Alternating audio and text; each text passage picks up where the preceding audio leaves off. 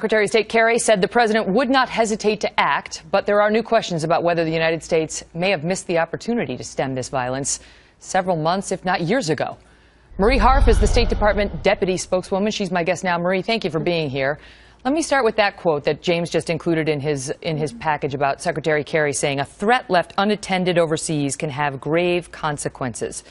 Isn't President Obama guilty of leaving a threat unattended? There were reports today that the CIA and other intel agencies have been warning him for years about the growth of this group and the consequences that would follow if we did not intervene. Well, thank you, Megan, for having me on tonight. Look, we've been very clear for months, if not longer, that ISIS and ISIL are a huge threat to the region. It was a key topic of conversation with Prime Minister Maliki last November when he was in Washington. That's why we've continued to increase our assistance to the Iraqi government to fight this threat. But what we're focused on today is how we help the Iraqi army do better, because clearly they need to. We're sending 300 special operators, the guys who know how to fight terrorists better than anyone, to Iraq to help them. And the Secretary made clear, as James said today, that Iraq's leaders need to step up to the plate and realize that their future of their country really depends on their ability to bring people together and govern in a more inclusive way. But the point is, should we have been doing more? Because has it slipped away? Have the gains that we achieved just a couple of years ago slipped away under President Obama? Well, this is a very different threat that we're looking at today than we've seen before in Iraq. It's one that's been growing, certainly, but to compare it to a few years ago just doesn't hold up in terms of what we've seen in the threat that we see today. So what we're focused on... How so? How so? Because let me just refresh the viewers that it was just in January that this group took over Fallujah and started flying the al-Qaeda flag, and the president was asked about that. And he told New York Magazine, I think it was, I have it here if we can put it on the board, he said, hold on a second, I'll try to read it as they pop it up there. He talked about how they were JV, here it is. The analogy we use around here sometimes, and I think is accurate, is if a JV team puts on Lakers uniforms, that doesn't make them Kobe Bryant. Did he underestimate the threat? Not at all. Look, this is a threat we've been talking to the Iraqis and other partners in the region about for months. We talked about it just last November, before those comments you mentioned, with Prime Minister Maliki when he was here, and that's why we've been increasing support of munitions. We've been increasing support of intelligence. Why did President Obama refer to them as JV? Well, it's a group that's changing. The terrorist threat changes, quite frankly, on a week-by-week and month-by-month basis. Come on. That doesn't make sense. In January, they were JV, and now that we're in June, they're this devastating terror group that's basically taken over Iraq. We have been very clear about the threat from ISIL for a long time, but we have seen them grow in strength, mostly because of the situation in Syria. They have been able to gain strength there, and unfortunately, what we've seen over the past few weeks is the Iraqi army surprised a lot of people and couldn't stand up to the fight. So what we're focused on today, as this threat has evolved over many months, is continuing our support January to the to Iraqis. June. I mean, is that what you want the audience to believe? That in January they were JV, as the president said, but in that period from January to June, that's when they became, I guess, they're varsity now. Well, we were worried about the threat in January, too, Megan. I don't think that anyone should think we weren't. It was a key topic of conversation. Well, we were. I promise you, sitting where I sit, and my former colleagues at the CIA and elsewhere. Because we're trying to figure out what is the truth. Were they serious in January, as you're telling me now? Or were they nothing to be worried about? It's like, they're not Kobe Bryant. I mean, you know, there seems to be an inconsistency, and the group is so terrorizing, people want to know what's true. Well, I think we have been very clear. If you go back and look at everything we've said about this group for many months, from the president on down, that we believe this is a serious threat. But to be candid, Megan, what we have seen over the past few months is them grow in strength, them be able to take over territory in Iraq that they couldn't do in January. They've continued to make gains based in large part on the situation in Syria. And as that group has evolved and the threat has evolved, we have responded with resources to meet this threat. And that's exactly what we're doing right now. Listen, nobody is suggesting that the terror that they are unleashing over there is the responsibility of anyone other than those terrorists. But it's fair to ask questions about what, if anything, the United States should have done or should be doing.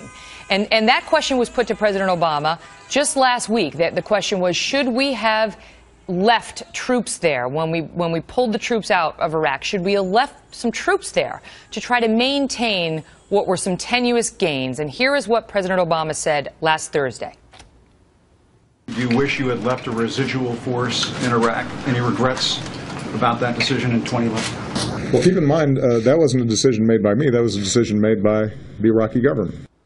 So now that the times are tough, he says it was all the Iraqi government. That's the reason our troops didn't stay. But this is what he said to Mitt Romney during the third presidential debate when President Obama was fighting for re-election.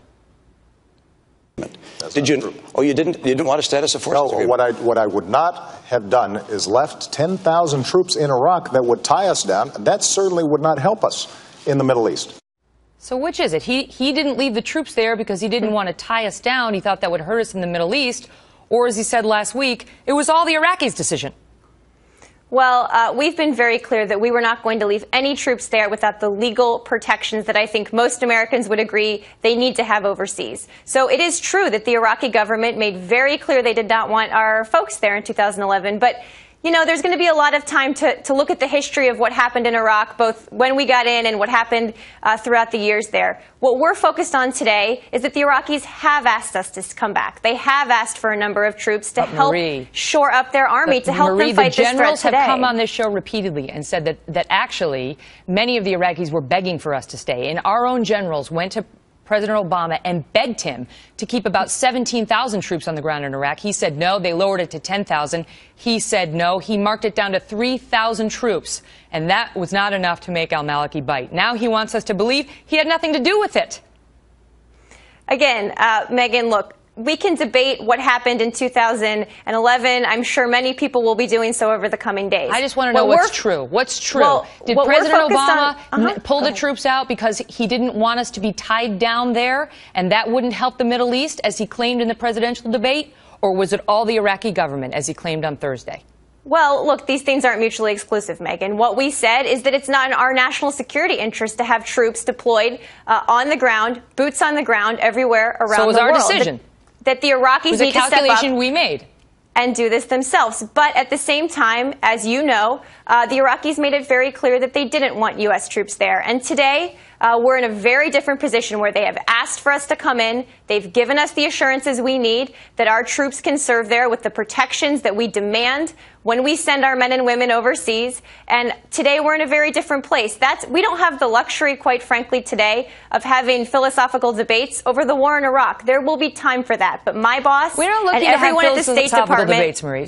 With respect, we're looking for honesty.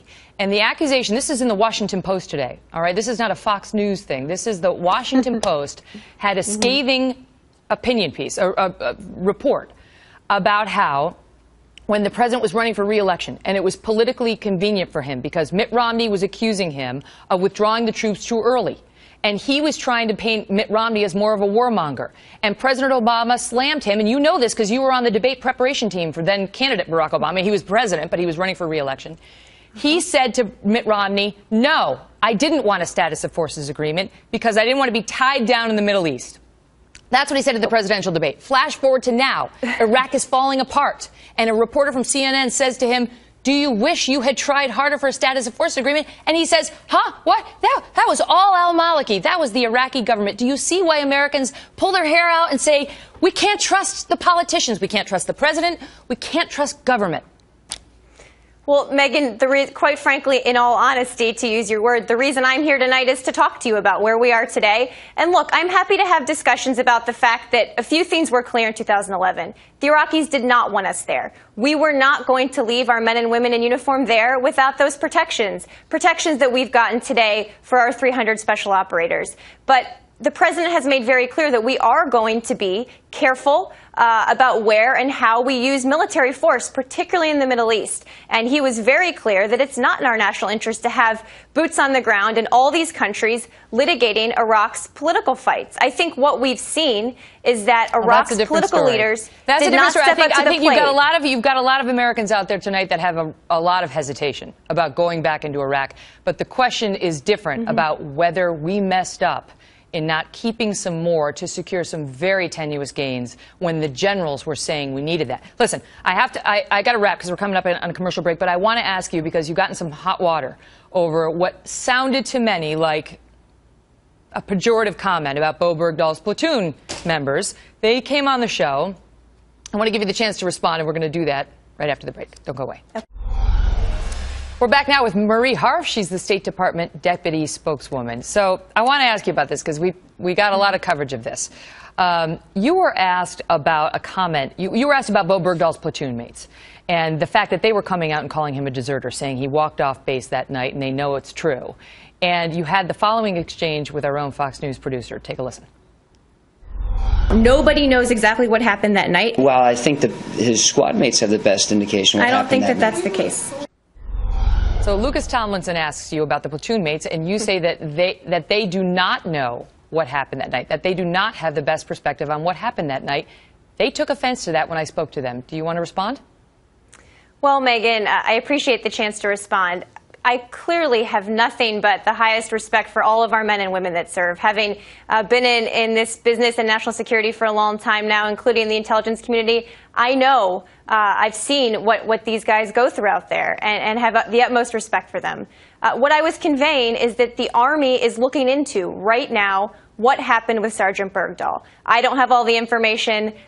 Of course, no one does at the moment. The Army is trying to get it. But the other thing I would say that I think I was trying to convey was that I believe very much and am proud of the principle that we don't leave people behind. We don't leave soldiers behind. That's a different issue. We will get to. That's a different issue. That's a different principle that no one, that's the president has said that, and there is some controversy about that. But what got you in trouble was Lucas said, I think his squad mates have the best indication of what happened that night, and you said, I don't think that's the case.